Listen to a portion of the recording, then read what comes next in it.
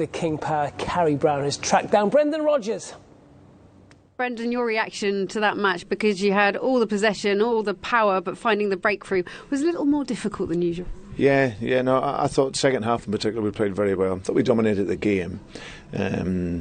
First half we were too slow on the ball, and then that made us passive in our defending. We weren't aggressive enough in the game, and actually in transition we allowed them one or two counter attacks, and then we let in a poor goal, which we should be stronger defending. We made the change at half time to make us more aggressive in our pressing, because that's how we work and how we play. And I thought Hamza Chowdhury was absolutely amazing when he came on.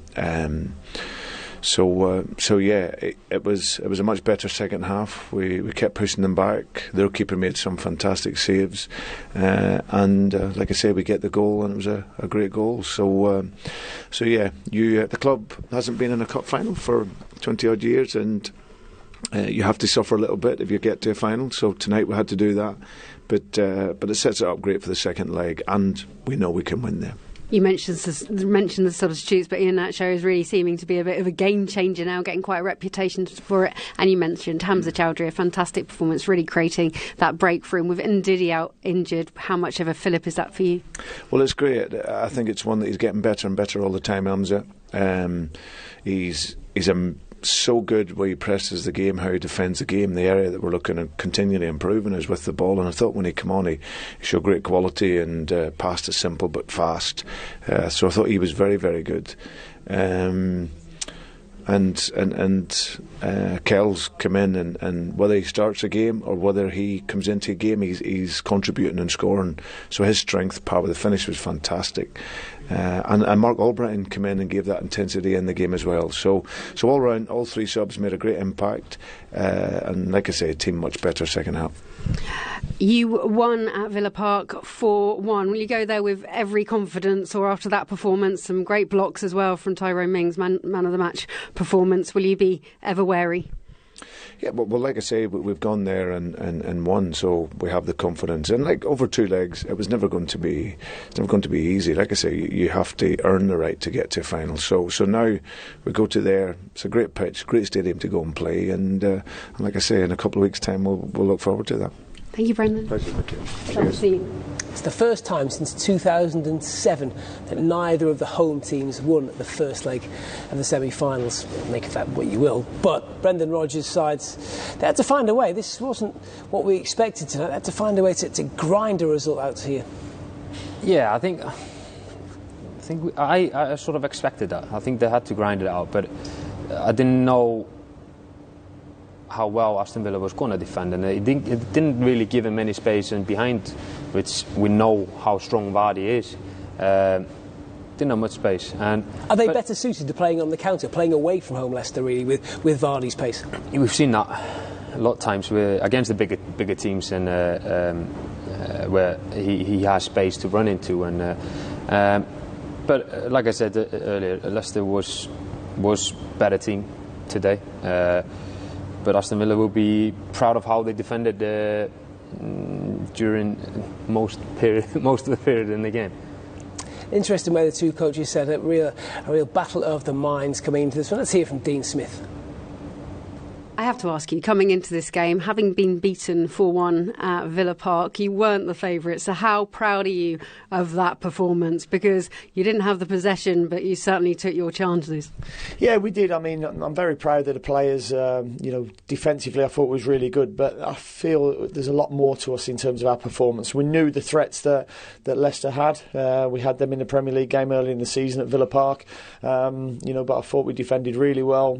3 centre-halves were good. I was a little bit annoyed at us on the ball. I thought we gave them the ball back too cheaply, and it wasn't probably until we got the goal and we had a little bit of belief and confidence that we started to move the ball like I know we can.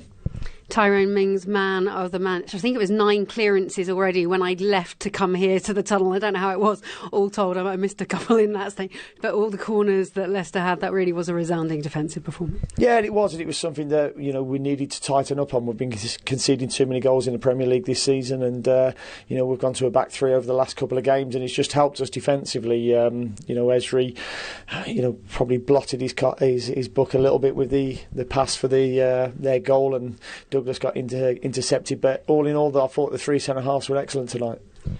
Yeah, every reason to be pleased with this side tonight. Managed to get through the entire night without mentioning, Aaron, that you seem to have gone in the Villa colours tonight. I didn't actually think about that. Perfectly set up for the second leg.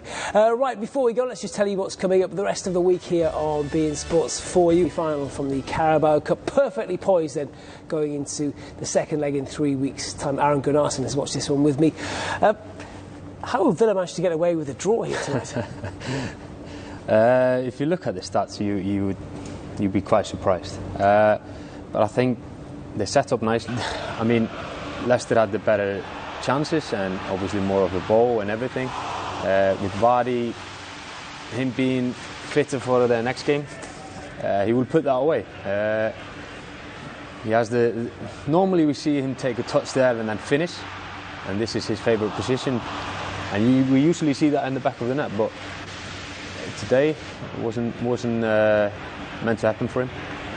This was the first time we'd really seen Villa pressure Leicester at all. Yes, we've seen them a couple of times first half having a decent counter-attacks, and Chilwell caught sleeping at the back post. Is that because he had so little to do up until that point defensively? Yeah, he was attacking more and more, and he's probably. I mean, you look at you're in good position there. You have the ball in front of you, 4 defenders in a line, and he just gets caught sleeping. Which is unlike him. It could have been 2 just before half-time. Delicious free kick from Jack Grealish, headed back off the crossbar from Concha. It's a great free kick, and we see Grealish quality again and again. Unfortunately for him, he didn't score there. Brendan Rodgers changed things at the break, but it was much the same. Leicester trying to batter down the Villa door. Eventually they got it, but it became from a Villa mistake. Yeah, you look at it there. I mean, they defended well, and if they got behind them, Nyland was there to save it, and then so careless. Yes, and it's again caught sleeping, one mistake, and you get punished, and that's what Leicester do. And like I said, you can see Tyrone Mings is absolutely fuming there because they've defended so well during the game, and then being caught there and conceding that goal there is bitterly disappointing for him and them. Well, Douglas Luiz, who was caught out for Kelechi Iheanacho, 6 in 8 for him, scored in all 3 of his Carabao Cup appearances. Jamie Vardy hasn't scored in the competition this year. We thought that had crept just inside the post to give Leicester a lead going into the second leg. And let's hear from the goal scorer then, Kelechi Iheanacho, speaking to beIN Sports' Carrie Brown. Many congratulations. You're making it a habit of being a bigger match game changer. It wasn't quite enough for a win, but to get that equaliser, vital. Yeah, it's vital, the equaliser. I'm happy to get a chance every day. So when I get my chance, I take it. So we drew today, but we have the return leg at Villa Park. So we keep our heads up and see what we can do when we get there. Everyone expected you to be the outright favourites, a comfortable game in this match, but you had all the possession, all the power. Just finding the breakthrough was difficult. How much did the substitutions yourself and Hamza Chowdhury, how much he was involved in your game, help with that breakthrough? I think all the squad, all the players, everyone is very important. So we need everybody, both the people playing and the people coming in. So when we come in, so the only thing in our mind is just to ask everyone to help the team, maybe in the midfield or attack. So just get in and do the job. So that's what we're for. Now to Villa Park. You won your match there in the league 4-1 comfortably already this season. Can you do it again? Yeah, I think it's possible. we just need to go to our drawing board and know what we'll do in the next game. So Villa Park is going to be a tough game, so we just need to, because it's a chance to play in the finals, so it's an important trophy, so we need to make sure we win and go to the finals. A big sense of what it would mean to get to the finals, to Wembley. What would it mean to you? What would it mean to this side, because it was bouncing here again tonight? Yeah, it's been a while. I've been to Wembley after the EFL Cup. Man City will play finals there, so I'll be happy if I have the opportunity to go there again. It's a massive stadium, great atmosphere, so we'd love to get there. Would it be an extra privilege to be playing against Manchester City, who now look like the favourites to be there? Yeah, it would be a privilege, but as I said before, we'll wait what happens at Villa Park. Many congratulations. Thank you. Thanks a lot. Thank you so much for coming through. How frustrating must it be for someone like Kelechi Iheanacho? Goal-scoring record is great, but he's getting that tag of being a super sub, the man who comes in for cup games. Yeah, I mean, you have Jamie Vardy up front, who's been on fine goal form this season.